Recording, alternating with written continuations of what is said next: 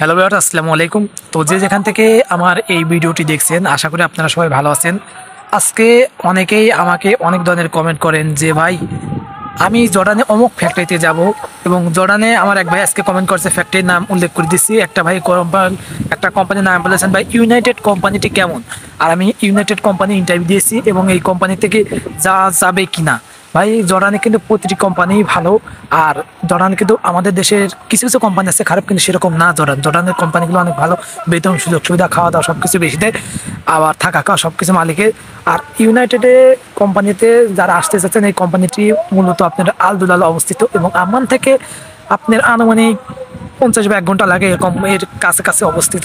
আর আপনারা যারা ইউনাইটেড কোম্পানিতে আসতে চাচ্ছেন, ইউনাইটেড কোম্পানিতে আপনার কাজের প্রচণ্ড চাপ আছে, কিন্তু মালিক প্রচণ্ড চাপ আছে, কিন্তু ফ্যাক্টরির নিয়মকানুন খুবই সুন্দর। আপনার খাওয়া থাকা খাওয়া সব কোম্পানি দিবে, আর 125 জিডি বেতন দিবে। অনেকেই কনফিউজ থাকেন যে আসলে জর্ডানে যদি আমি গার্মেন্টস বিষয়ে যাই তাহলে আমার বেতন কত হতে পারে। জর্ডানে গার্মেন্টস বিষয়ে যদি আপনি আসেন তাহলে কিন্তু আপনার বেতন হবে 125 জিডি। যদি ওভারটাইম হয় তাহলে পরে আপনার বেতন হয়তো আর কিছু বাড়বে। আর বর্তমানে জর্ডানে কাজ খুব কম, এই জন্য ওভারটাইমের চান্সটা খুব কম থাকে। যারা অনেকেই হয়তো ভাবছেন যে জর্ডানে গেলে পরে হয়তো আমি প্রতি মাসে 300-400 পাবো, এরকম কিন্তু সিস্টেম নাই। আর হয়তো যারা আমাদের মতো মাসনা বা বিভিন্ন জায়গায় কাজ করে হয়তো তারা ইনকাম করতে পারে, কিন্তু সবসময় আমরাও পারি না। ওই আমরা তো ধরেন যে আমরা সিরিয়াসলি আমরা অবৈধভাবে কাজ করি। আমরা যেখানে কাজের রেট ভালো থাকে, যেখানে কাজ ভালো থাকে, আমরা সেখানে যাই। আমাদের জানে কোনো নিরাপত্তা নেই, আমরা যে কোনো সময় বাংলাদেশ চলে যেতে পারি।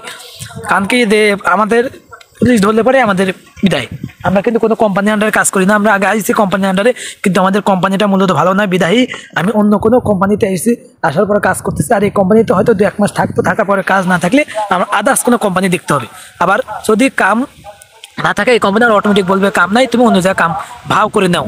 তো ইউনাইটেড কোম্পানিতে আপনি যদি কাজ করতে চান বাংলাদেশ থেকে, আমি আবারও বলি, যারা সিনিয়র অপারেটর, যারা বড় পদে বাংলাদেশে অনেক দিন ধরে বিভিন্ন সেক্টরে বিভিন্ন প্রসেসের কাম জানেন, যেমন সুইং সেক্টরের বিভিন্ন প্রসেসের কাজ জানেন, ক্রিটিক্যাল প্রসেসগুলো জানেন এবং টার্গেট ভালো মতো বোঝেন, তারা আমার মনে হয় কি যে বাংলাদেশ থেকে জর্ডানে গার্মেন্টসে আসলে ভালো হবে।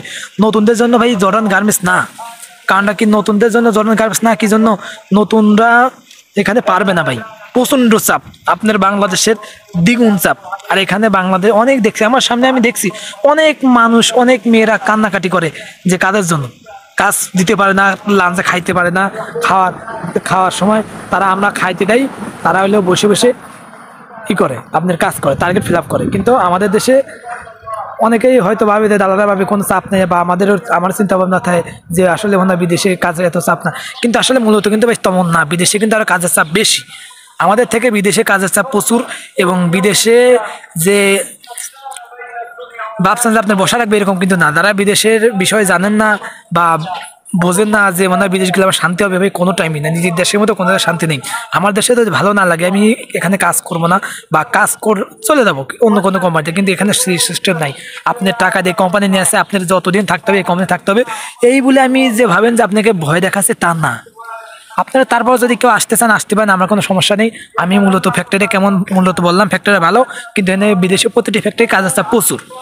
তো ভিডিওটি যদি ভালো লেগে থাকে অবশ্যই লাইক কমেন্ট করবেন, আমার ছোট্ট চ্যানেলটি সাবস্ক্রাইব করে রাখবেন।